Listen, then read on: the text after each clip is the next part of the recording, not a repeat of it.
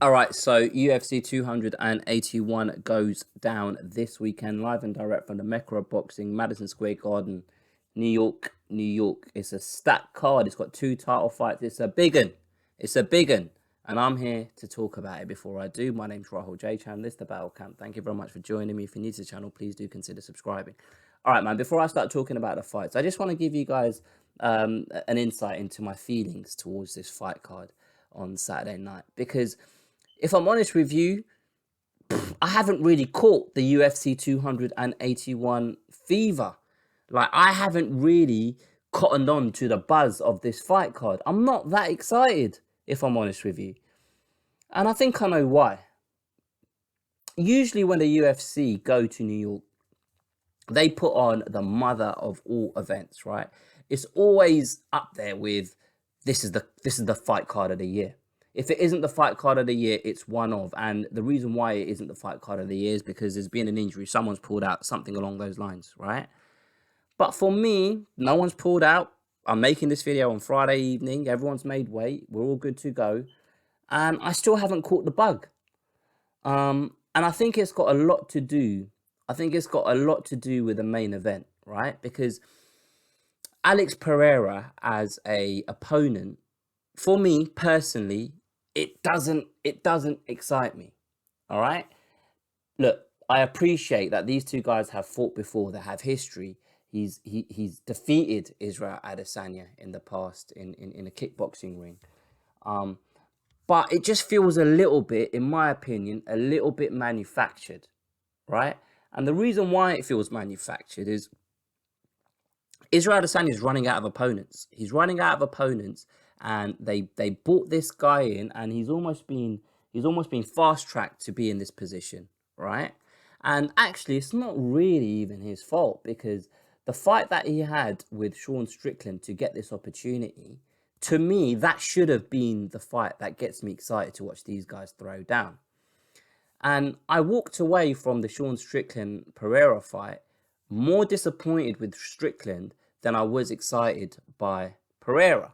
And the reason is because I just feel as though that Strickland just didn't use the tools that he has available, and he just looked like he didn't even fight to a game plan. He just played into the hands and the strengths of Alex Pereira and suffered the consequences by getting knocked out. It's almost as if Sean Strickland started believing his own hype. It's almost as if he let his online persona leak in to his psyche in that octagon, which is something that we've not seen before, right? We've seen him go in there, be aggressive, mix it up, be rough, and almost and turn it into a dogfight, right?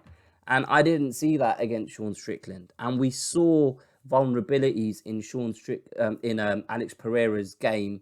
In his UFC debut, we saw him get taken down and held down and look almost clueless on the ground. And Sean Strickland didn't attempt to take advantage of that. You know, it's almost like he just thought, "No, I can beat this guy on the feet." And it was like it was almost like a levels of delusions of grandeur. Do you know what I mean?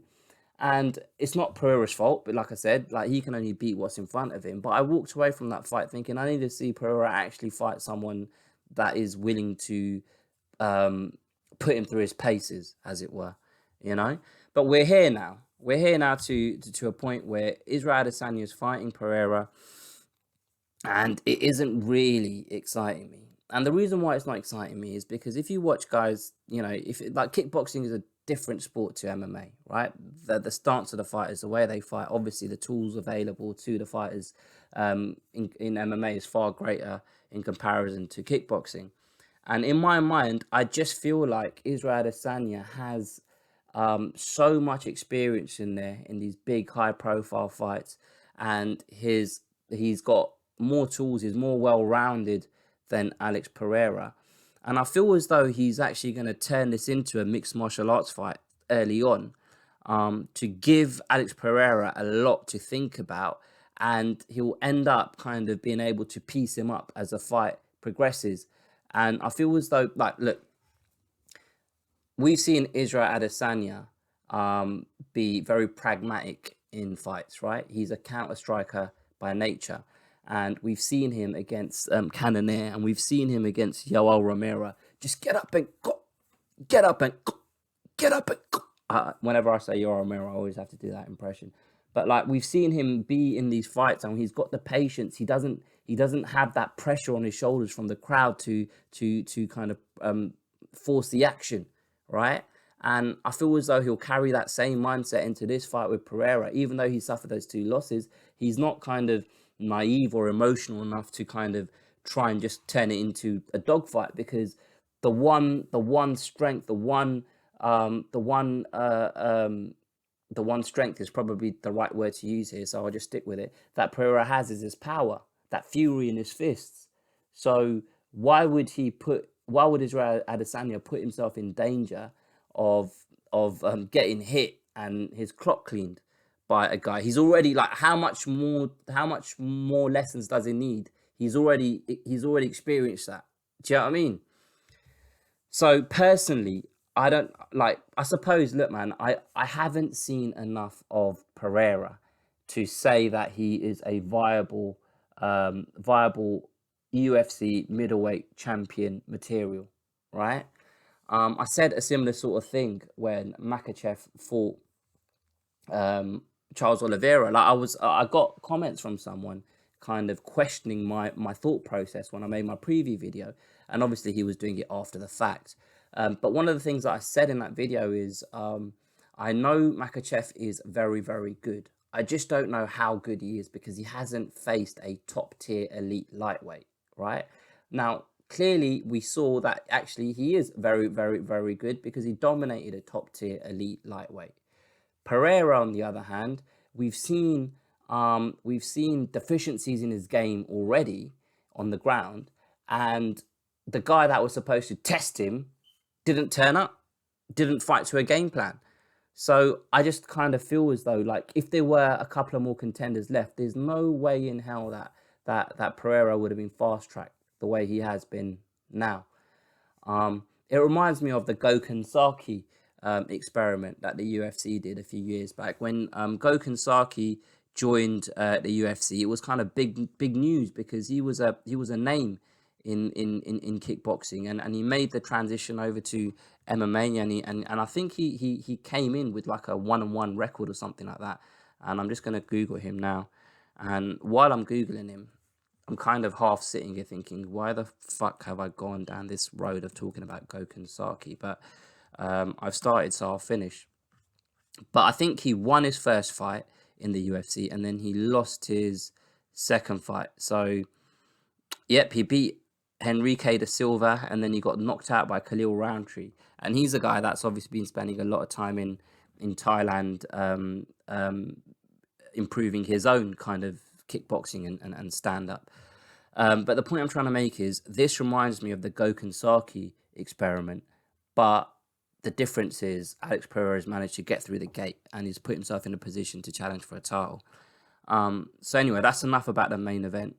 I'm not going to spend a lot of time about Carla Esparza against Yang Wei Li because my main event is Dustin Poirier against Michael Chandler, and that's what I really want to talk about. But I'll give the champion Carla Esparza her due because she is the champion. She is the best strawweight in the world at the moment, and she's coming against a formidable opponent.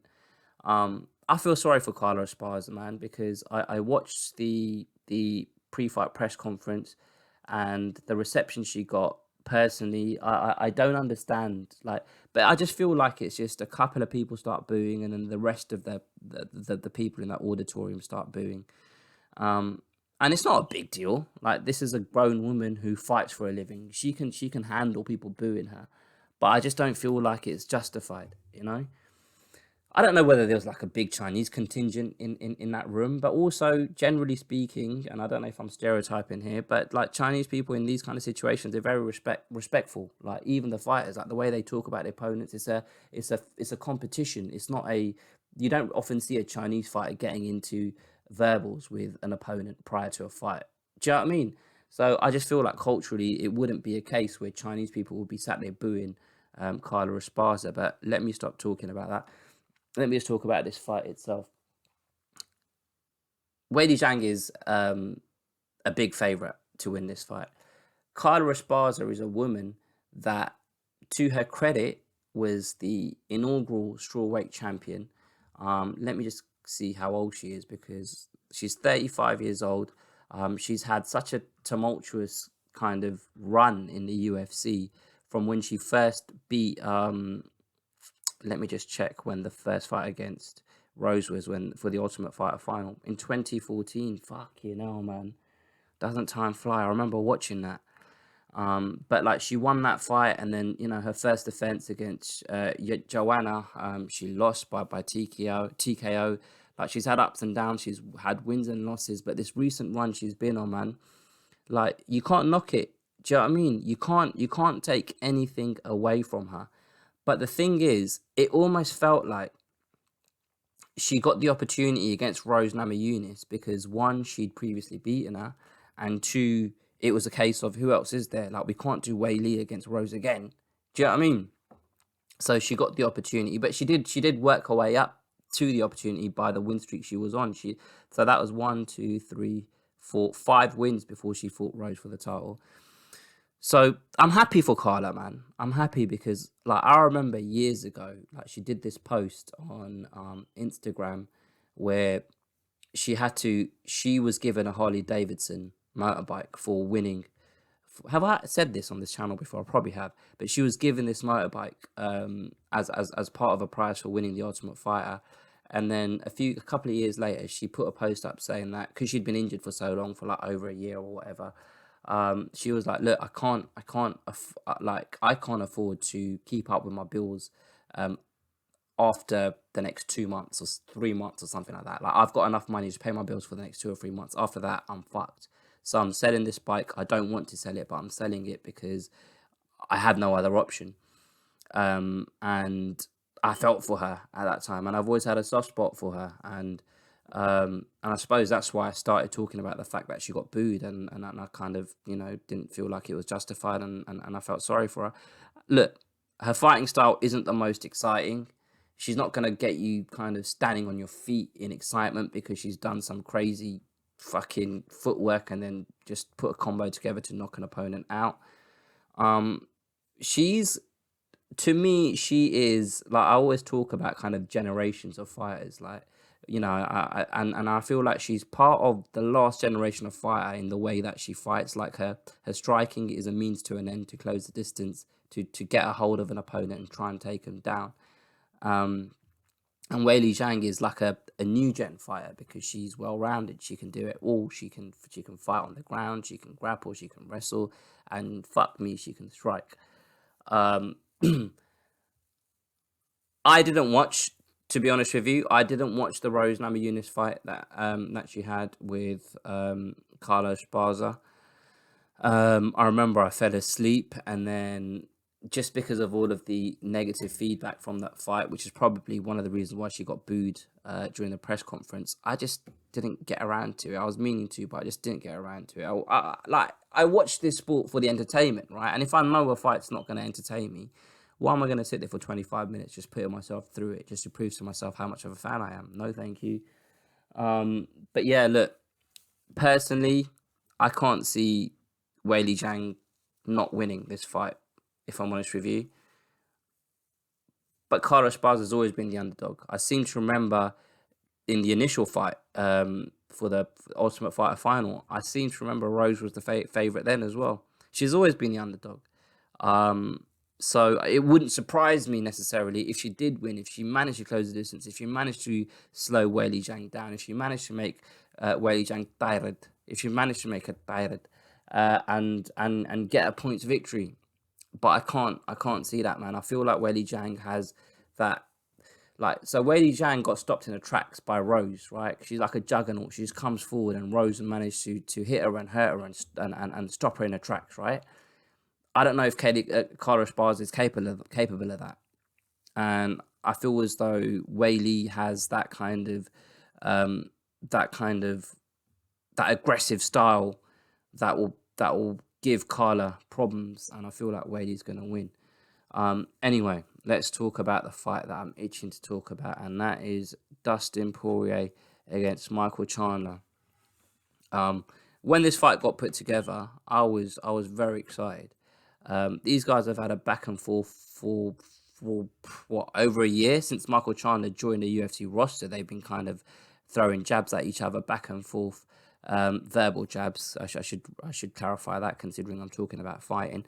And like, to me, right, the reason why I think we all are excited about this fight is these two men have the perfect recipe to be exciting fighters. And the ingredients that they've got is the fact that they're very aggressive. They go out there to hurt and finish their opponent. They have a higher level of skill. So while they're doing it, they look good. You can appreciate the fact that these guys are fighting at a high caliber. They have a lot of heart. Both of these guys are guys that that kind of let their pride dictate their actions in the octagon. Like the Dan Hooker fight against Dustin Poirier, you could see he was hit, he was hurt, he was rocked on a couple of occasions, but he didn't try and back away and create distance and have a cheeky little breather and then re-engage. He just started swinging back at Dan Hooker, and you saw the same thing when Chandler fought Gaethje. Like they let their pride dictate the fact that they were in a fight and they're willing to go out on their shield. And they both have that vulnerable chin. Like they've both been hurt multiple occasions in the octagon. So if you put all of those ingredients together, I can't remember the first ingredient that I said now. I was going to list them all again in short form. Okay, let me try. So the first thing I said was, I feel like pausing this and listening back and then starting the recording again, but I won't. I think the first thing that I said was that they both have... If you're listening to this, you're probably thinking, what the fuck, you idiot, you said this word. It doesn't matter. Let's not do this. So they have those 4 ingredients, and the first one I can't remember. They have heart, pride, skill set. Okay, that's it. Yeah, heart, the pride, the skill set, and the vulnerability. And that's why when these two guys collide, I can imagine it being very, very, very exciting. To me personally, and this is obviously just an observation, it's not going off knowing either of these guys personally, obviously. I kind of feel as though like Michael Chandler might be the more motivated to win this fight. And I don't know, I feel as though as Dustin Poirier's journey has progressed in the UFC, and I'm not even saying it's one of these situations where it's like, oh yeah, that old kind of cliche, it's hard to get up in the morning for a 5 a.m. run when you sleep in silk sheets. It's more about kind of just being weathered by being an MMA fighter and seeing how shit's made in the kitchen, and it kind of ruins your appetite. Do you know what I mean? I feel as though Dustin Poirier may have lost his luster for the game. But that's not to say that will have a massive impact in his desire in the octagon.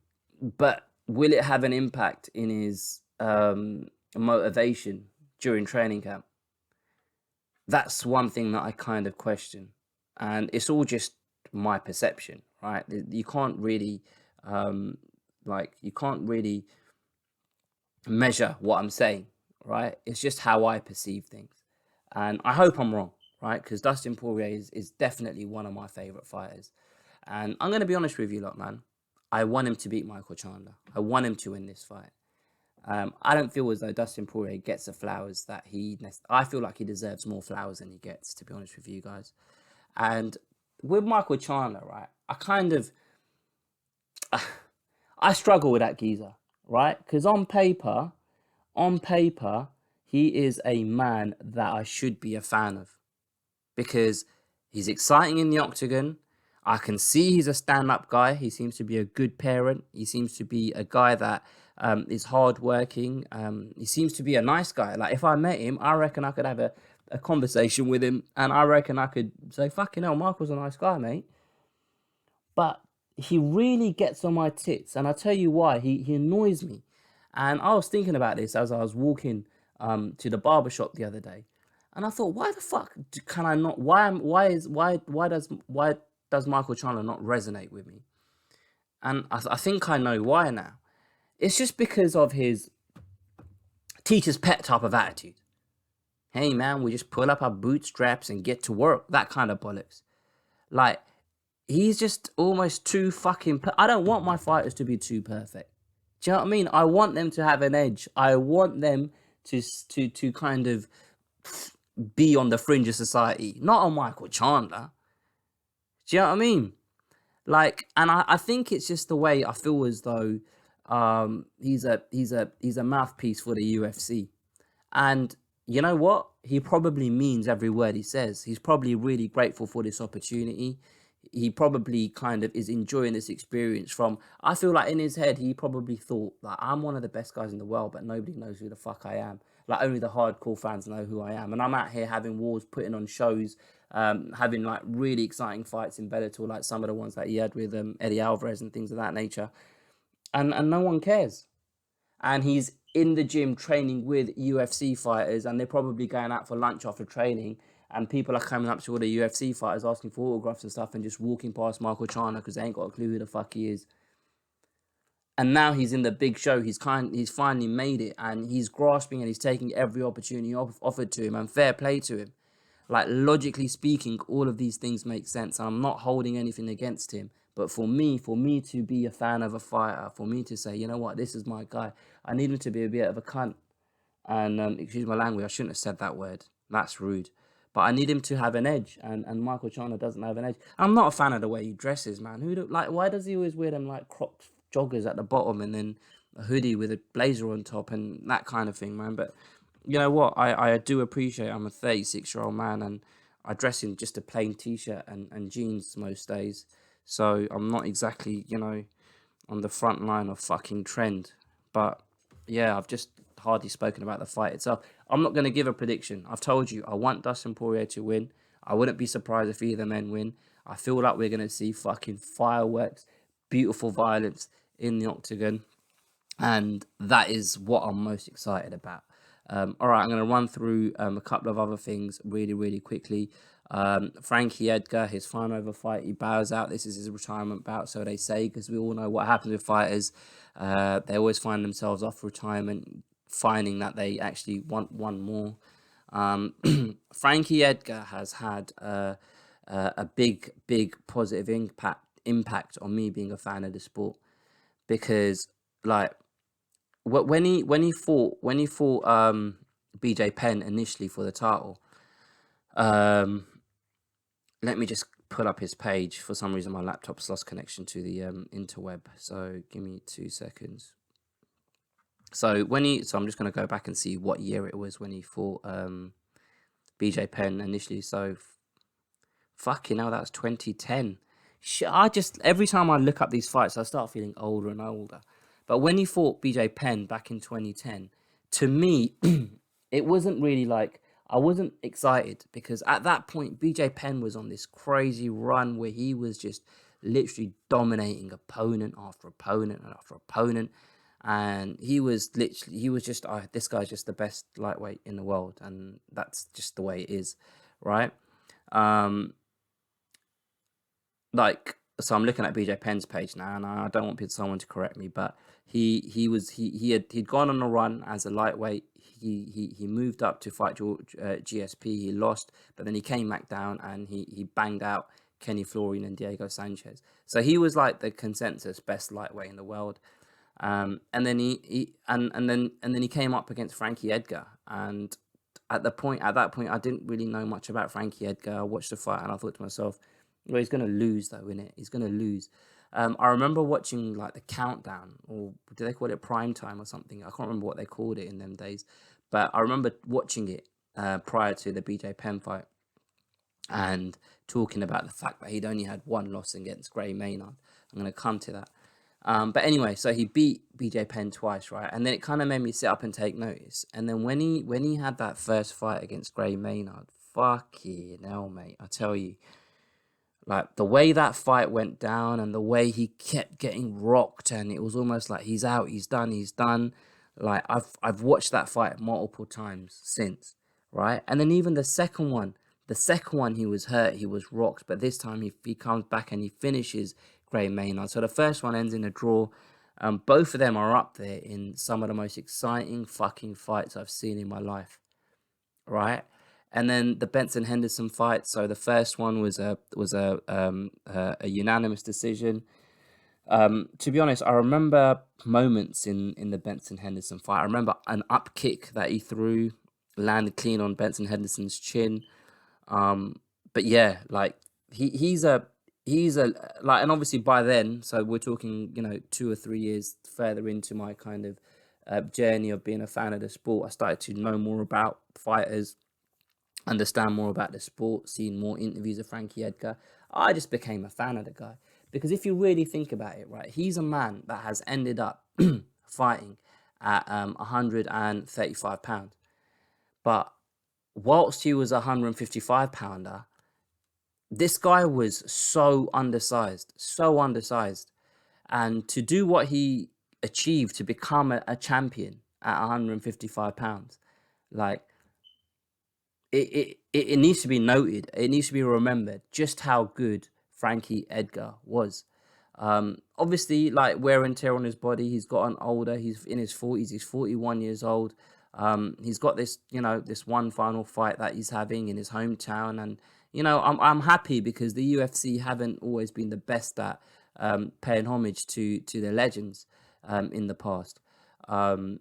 Like I just wish that the opponent was just someone that was more of a name that we'd heard before, and just to give him a send off. But I mean, it is what it is, man. You can't have it all. At least he's got the venue that he wanted, and what a career, man. What a career, what a fighter, what a man. Fair play to him, and I hopefully, like, he kind of gives a good account of himself on Saturday night, because he is a legend, and he was a top tier fighter, a really good fighter. Dominic Reyes, I'm excited about Dominic Reyes in the prelims. He's fighting Ryan Spann. So obviously Ryan Spann, his last fight was against Kutalabe, and he beat him quite easily. He comes in against Dominic Reyes, who, a couple of years ago was at the top of the tree. He had a fight with John Jones where a lot of people thought he won, and I think I was one of them from memory. But Dominic Reyes, right? Yeah, he fought Jan Blachowicz, and going into that fight, it seemed as though, oh fucking hell, he's gonna win this because Dominic Reyes is just better than Blachowicz, and it was a bit of a shock to the system when he lost. But seeing what Jan Blachowicz has accomplished and the levels that he's been able to operate at, that loss to me now doesn't look as bad. And then Yuri Prochazka, he fought him and lost. And then at that point, I was thinking, fucking hell, what's happened to our Dom? What's happened to Dominic Reyes? But it just so happens now, my perception of his opponents was off. I didn't realise how good both Blachowicz was, and I think a lot of us were in the same boat, because with Blachowicz, he was almost like a journeyman, and then he just all of a sudden just went on this run and became champion. But Yuri Prochazka, a lot of people were excited about him prior to his fight against Dominic Reyes, prior to his debut in the UFC, because obviously his first fight in the UFC was against Volkan No Time Ozdemir. But that wasn't really a good, like, Volkan Ozdemir to me at that point was levels behind Dominic Reyes. So when Dominic Reyes lost to Prochazka, there was a bit of bloody hell, this Prochazka's for real, but also there was a lot of how far has Dominic Reyes fallen. So I feel like this fight against Ryan Spann is a very good marker to see where Dominic Reyes is, to see how, whether he's capable of reaching the heights that he once did. And the light heavyweight division at the moment is like, it's wide open really for all intents and purposes. Like, who have you really got? You got Glover fighting Prochazka again. You got Blachowicz, who's calling for another shot. Anthony Smith is calling for a shot, and I can't really, off the top of my head, think of anyone else on the cusp of a title shot. So this win here for Dominic Reyes, and then another name in the division kind of after this, he could be back. He could be back, ready to challenge for a title. So yeah, it'll be interesting to see where Dominic Reyes is, because Dominic Reyes was a young, inexperienced kind of fighter when he got to a point of challenging for a title back in 2020. Like, he's only had 12 and 3, so he's had 15 fights, right? He's had 15 fights, but he's had 1, 2, 3, 4, 5. He had 6. He was on a 6-fight win streak in the UFC before he challenged for a title. So right now, as a 32-year-old, he should be in his prime, physically and mentally. Now, obviously, we don't know what happened in training camp and how close to 100% these guys come into each fight. But in his head, he should be back. He should be back and ready to perform to the best of his abilities. So we'll see how that cookie crumbles. Let me just quickly look at the card to see if there's anything else that I really want to talk about. And the answer is no. Brad Riddell against Meccano, that looks like it should be a good fight. Dan Hooker against Claudio Puelles. To be honest, I don't really know much about Puelles, so I'm not really going to talk about it. Dan Hooker, I feel like he lost something in that war against Dustin Poirier, and he hasn't had the best of times since that fight with Dustin Poirier. He's kind of tried to jump around a little bit. So, obviously he lost to Poirier, he lost to Michael. He was the first guy to fight Michael Chandler, and that finished in quick time. He hasn't had an easy kind of road, really. He beat Nasrat Haqparast. Islam, obviously, we saw what Islam Makhachev did to him. And then he tried to go back down to 145 pounds against Arnold Allen, and Allen just kind of really I was surprised by how aggressive Allen was in that fight, and the way he decimated Dan Hooker in that London card that will go down in folklore because of the atmosphere in the fight, and the way it built to a crescendo with Aspinall beating Volkov in the main event. But I'm glad Dan Hooker's back at 155 pounds, and I think he's now got to a point where he's not focusing on trying to win a title. I feel like hopefully he's just got to a point where he's trying to focus on being the best version of himself. I feel like that move down to 145 pound was, all right, look, I've just lost to Islam Makhachev at lightweight. I've lost to Michael Chandler, and I've lost to Dustin Poirier. So winning this belt will be very, very difficult for me at this point.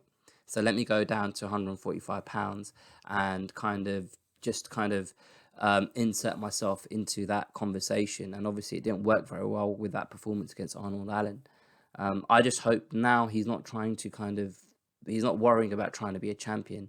He's just worrying about improving and being the best version of himself. And hopefully we see that on Saturday night. I really wanted to make this video or record this, because if you listen to it on a podcast platform, I really wanted to do it like yesterday. I even went to the barbers on Wednesday and I got my beard done literally because I thought, you know what, I want to look slick when I put the camera on.